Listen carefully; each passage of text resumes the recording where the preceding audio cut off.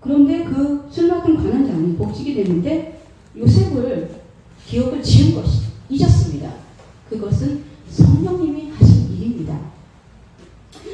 이거는 요셉이 술 맡은 관원장에게 꿈을 해석해줘서 하나님으로부터 해석해 주신 하나님으로부터 오는 그런 하나님의 능력으로 꿈을 해석을 해줬는데 이 좋은 기억 아닙니까? 술 같은 관장에게는. 근데 하나님은 이 술 같은 관장의 기억을 지운 것입니다.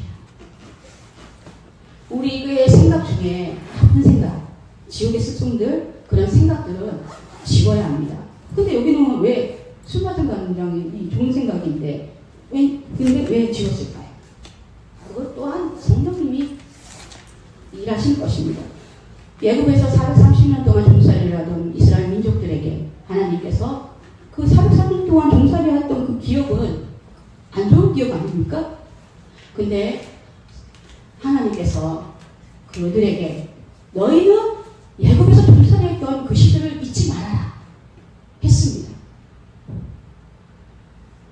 하나님은 어떤 때는 그 시절, 허락한 시절, 그 시절을 잊지 말라고 명령도 하십니다. 제가 온전한 복음을 깨닫고 예수님이 십자가에서 다 이룬 7가지 대속의 은혜를 깨닫고 절대 잊지 못할 일이 있습니다. 성령께서 저한테 잊지 말라고 하지도 않았습니다. 하지만 하나님의 은혜가 너무나 감사해요. 도저히 그 일을 잊을 수가 없습니다.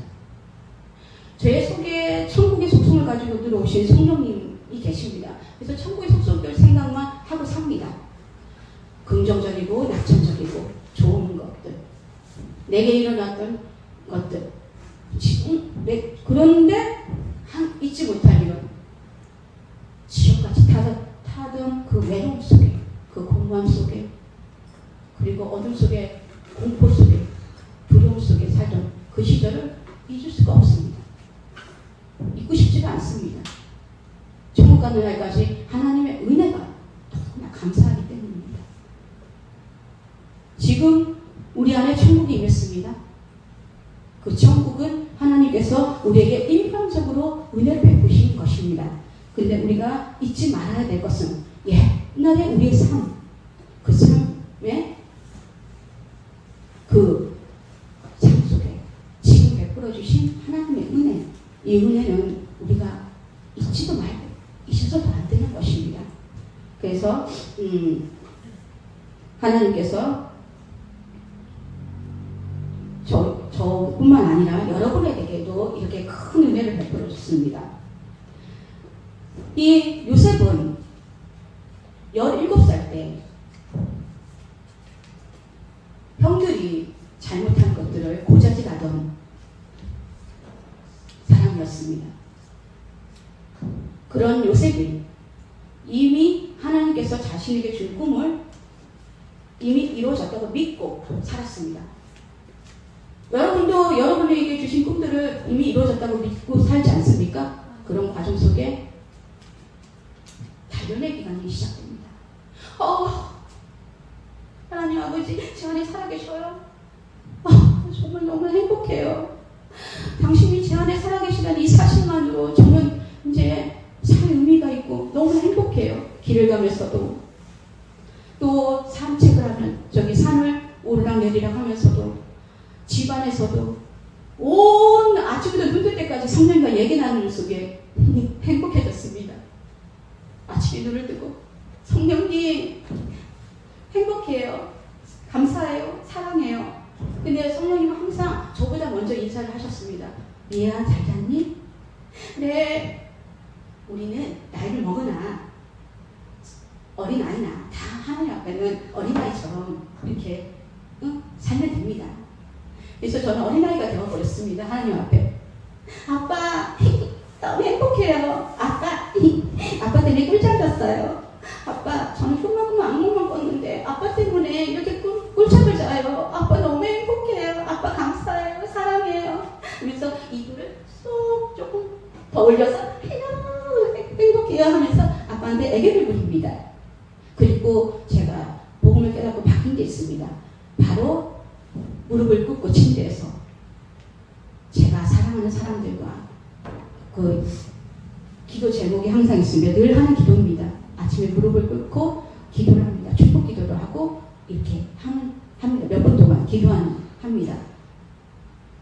사람은 한 사람마다 삶이 다릅니다. 누구는 뭐 잠자고 일어난 성령님 얼굴을 보면서 성령님 하고 웃는 분도 계시고, 또 어떤 분은 또 따뜻하고, 어떤 분은 다르고 합니다. 근데 저는 그렇게 하고 싶어서 그냥 무릎을 꿇고 아빠에게, 성령님께 또 기도를 합니다.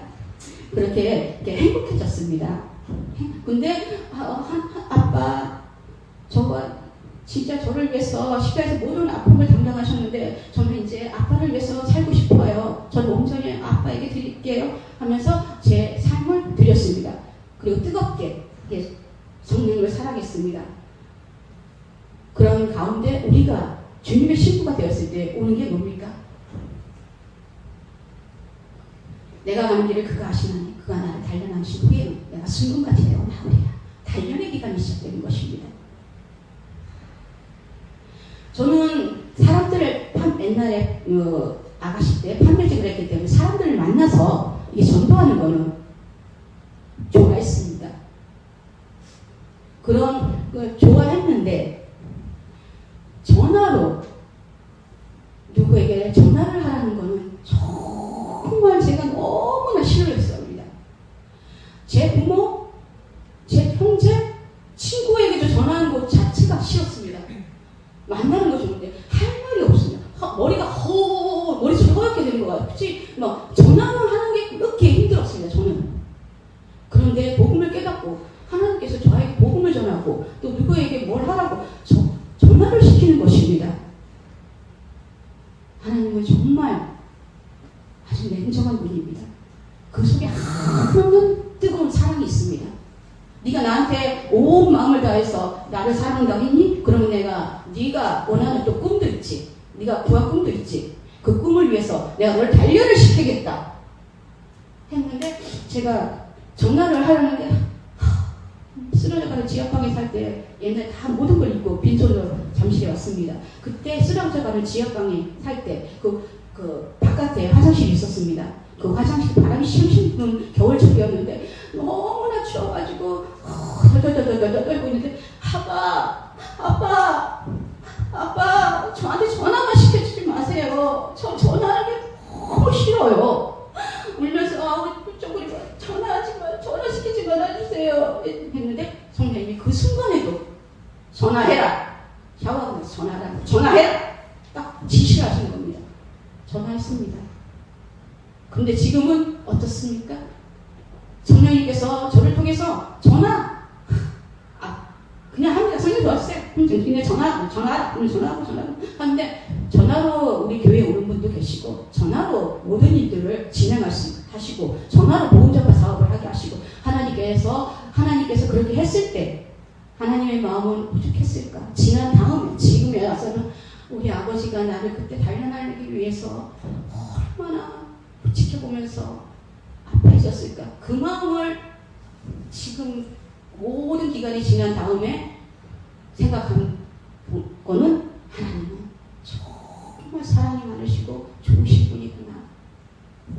정말 나를 너무나 사랑하는구나.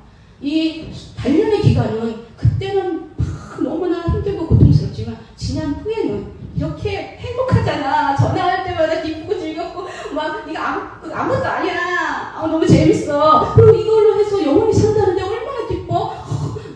하게 되는 것입니다.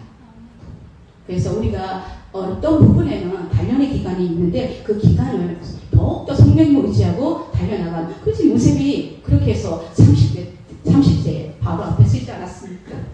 그냥 바로 섰습니까? 요셉이? 아닙니다. 우리가 꿈을 꾸고 성령이 다이루었다 했을 때 그 과정 속에는 여러 가지 일들이 있습니다. 그 일들은 기뻐하고 즐거워, 항상 기뻐하라, 쉬지 말고 기도하라, 범사에 감사하라, 이 말씀을 내 것으로 만들어서 그거를 이겨나가는, 우리가 또 전능하신 하나님 우리와 함께 있지 않습니까? 그 하나님 우리와 함께 있는데 뭐가 힘들겠습니까? 성령님 도와주세요. 또 우리가 또 힘들 때는 위로도 받고 성령님 앞에 기도도 하고 하면 하나님께서는 그 길을 순탄하게 놀랍게 이루어 주십니다. 근데 만약에 제가 성령께서 그렇게 했을 때 순종하지 않고 내 멋대로 행동했다면 지금의 우리가 여기 있겠습니다. 저는 여기 있을 수 없습니다. 근데 하나님이 주시는 복은 너무나 큰 복이었습니다.